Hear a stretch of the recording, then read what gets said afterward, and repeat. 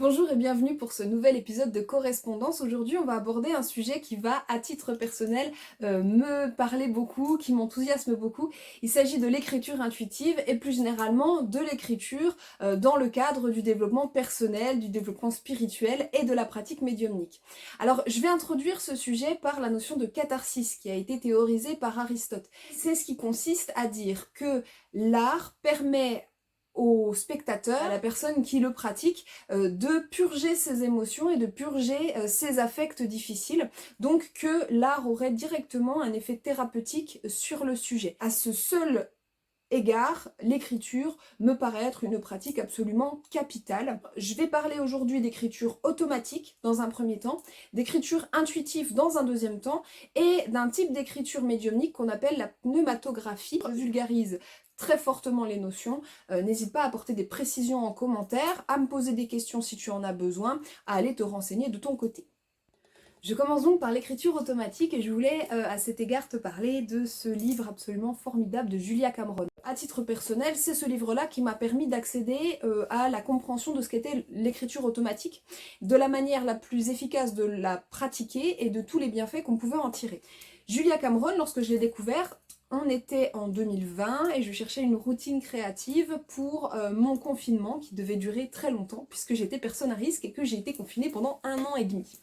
Et durant cette année et demie, il fallait occuper mon temps, il fallait être créative parce que ça fait partie de ce qui me soutient au quotidien et de ce qui allait rendre mon confinement non seulement supportable mais surtout très agréable. Je fais partie des personnes qui ont adoré cette période et j'ai découvert Julia Cameron et Julia Cameron, elle théorise ce qu'elle appelle les pages du matin. Donc elle demande à ses lecteurs d'écrire 3 pages minimum ou pendant 12 minutes minimum chaque matin dans une forme d'écriture sans censure. Elle appelle un lavage de cerveau, c'est-à-dire qu'on va écrire de façon automatique sans réfléchir et sans se censurer à aucun moment tout ce qui nous passe par la tête. Ça veut dire qu'on ne va pas censurer les répétitions parce que le cerveau, il pense de façon très cyclique. Donc s'il y a des phrases qui se répètent, on va les noter telles quelles. On ne va pas censurer les niaiseries ou ce qu'on pourrait considérer comme ridicule ou ce qu'on pourrait considérer comme gênant. Les pensées éventuellement parasites. Tout va sortir, on accepte l'imperfection, on accepte le chaos de cette pensée qui sort pure sur le papier et qui va avoir deux avantages majeurs. Qu'elle a purgé les émotions et les pensées. Donc ça veut dire qu'une fois qu'elles sont sur le papier, elles vont nous permettre d'avoir la tête beaucoup plus vide et beaucoup plus disponible pour de nouvelles pensées, pour de nouvelles inspirations, pour commencer la journée avec un regard plus libéré. Ça, c'est le premier aspect. Et puis le second aspect qui est très important, c'est que dans cette écriture automatique vont par moments ressortir des éléments subconscients, remontant à la conscience et sur lesquels on va pouvoir ensuite réfléchir et travailler, qu'on va pouvoir apprendre à intégrer sainement. Donc c'est aussi un travail de shadow work qui va aller chercher des choses qu'on ne soupçonnait pas et qui vont comme ça émerger à la faveur de cette espèce de logorée écrite. Dans ces pages du matin, on va trouver l'inspiration pour du travail créatif, mais également l'inspiration pour solutionner des difficultés quotidiennes. On va trouver l'inspiration de ce qu'on aimerait dire à l'autre et la manière dont on aimerait le dire à l'autre, comment exprimer une émotion, ne serait-ce que pour soi-même arriver à identifier l'émotion, mais ensuite être capable d'en disserter parce qu'on aura purgé tous les mots attachés à cette émotion et qu'on aura réussi par cette purge à trouver la formule la plus juste, la plus claire. Ça, c'est l'écriture automatique. De l'écriture automatique, comme je le disais tout à l'heure, peut découler un accès, un contact privilégié avec une écriture médiumnique. Et l'écriture médiumnique, elle va prendre 2 formes. La première, c'est l'écriture intuitive dont on m'avait justement demandé de parler dans cette vidéo. Alors, je vais parler d'écriture intuitive. Il faut savoir que le dessin intuitif fonctionne exactement de la même façon. Et pour les personnes qui m'ont déjà vu canaliser en consultation, il n'est pas rare que je fasse de la canalisation en dessin intuitif. Ça consiste à écrire ou à dessiner, si c'est du dessin intuitif, sous la dictée des esprits. Ça veut dire que le médium va canaliser un message ou une image et qu'il va la retranscrire à sa façon, avec sa propre main, avec sa propre volonté, son propre jugement, sur le papier. Donc ça veut dire que, comme dans une séance de cartomancie, ça veut dire qu'il va y avoir un prisme de déformation à travers lequel le message va passer, soit parce qu'il va passer par la perception du médium, par son style également, si on est à l'écrit, par voilà, son interprétation personnelle du message qui lui est transmis. On est sous la dictée. On va pouvoir développer ce type de médiumnité en passant par l'écriture automatique justement. Ceci dit, si on désire vraiment développer l'écriture intuitive, il faut toujours en passer par les mêmes précautions, les mêmes principes de prudence que pour toute pratique divinatoire. Ne l'oublie pas, un grand pouvoir implique de grandes responsabilités. Je m'arrête une seconde sur le passage entre écriture automatique et écriture intuitive. Ce passage, quand on pratique l'écriture automatique, peut se faire de façon plus ou moins consciente. Et donc, comment est-ce qu'on fait pour savoir qu'à un moment donné, on est passé de l'écriture automatique à l'écriture intuitive?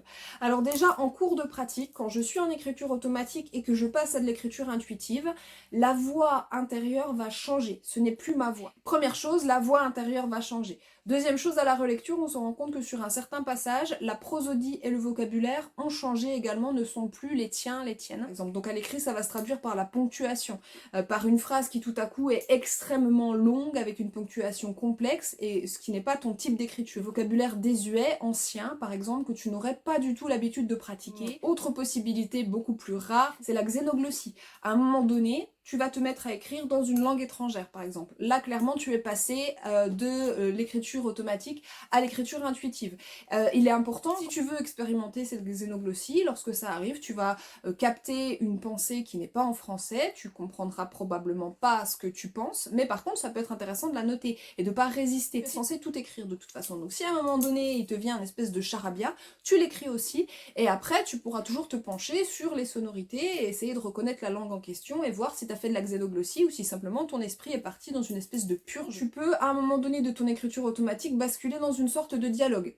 C'est-à-dire avoir des réponses à ce que tu penses. Sentir qu'il y a une deuxième voix, qu'il y a une espèce de, comme ça, de dissociation de ta voix propre et des réponses qui arrivent ou des questions qui te sont posées qui te permettent de rebondir et d'aller plus loin dans ta pensée. Donc là, dans ce cas-là, si le dialogue se met en place de façon assez longue et suffisamment construit, tu peux supposer que tu es en train de dialoguer avec un esprit. Et puis, Jung, il parle des synchronicités comme étant des événements qui peuvent arriver pendant ton écriture pour t'amener à une prise de conscience que tu es en contact avec un esprit. Un livre qui tombe de ta bibliothèque et sans aucune raison, tout à coup. Et donc tu vas te rendre compte qu'en fait, bah là, il y a quelque chose. Il faut en tenir compte de cette phrase qui sort de nulle part, c'est important. Dernière chose, et pas des moindres, je te rappelle que dans toute pratique médiumnique, il faut avoir une déontologie. Tu ne peux pas t'improviser médium pour autrui sans tenir compte d'un certain nombre de phénomènes et de responsabilités.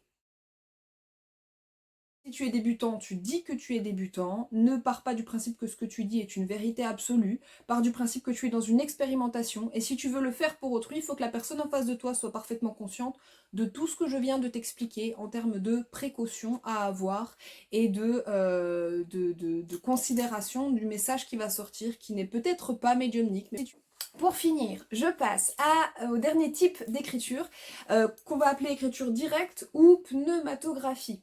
Donc la pneumatographie, c'est une écriture médiumnique qui n'est plus cette fois faite sous la dictée de l'esprit, une forme d'incorporation partielle, c'est-à-dire qu'un esprit prend directement possession de la main ou du bras du médium pour écrire, indépendamment de l'action et de la volonté du médium. C'est-à-dire que le médium va peut-être penser à sa liste de courses et pendant ce temps-là, son bras va écrire un texte tout à fait différent qu'il découvre en même temps que sa main l'écrit.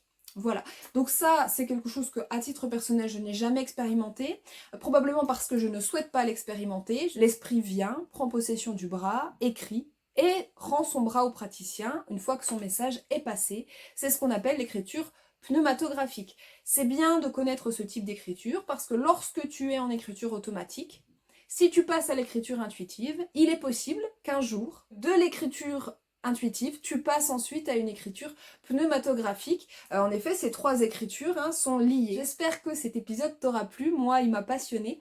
J'espère que tu auras appris des choses, que ça t'aura diverti. N'hésite pas à partager en masse cette vidéo, à liker, à commenter. J'espère que tu vas partager, j'espère que ça t'a plu et je te dis à très bientôt avec un plaisir immense pour une nouvelle vidéo correspondance. À très bientôt, bye bye.